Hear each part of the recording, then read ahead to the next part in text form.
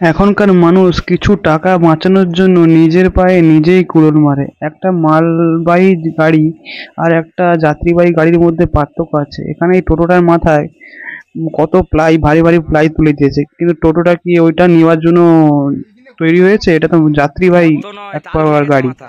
তো এর উপর এরকম টোটোর উপর এত প্লাই তুলে দিয়েছে।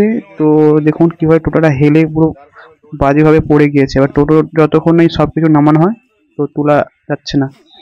তো আমাদের সমস্ত ক্লাবের ছেলেরা একসাথে মিলে হেল্প করার চেষ্টা করছে। মাল থাকা সত্ত্বেও আমরা দু তিনবার চেষ্টা করেছি, কিন্তু এটা অনেক ভারী, সত্যি কথা বলতে ভালোই ভারী আছে। তো এটাকে তোলা মানে মাল সমেত তোলাটা অসম্ভব একটা ব্যাপার।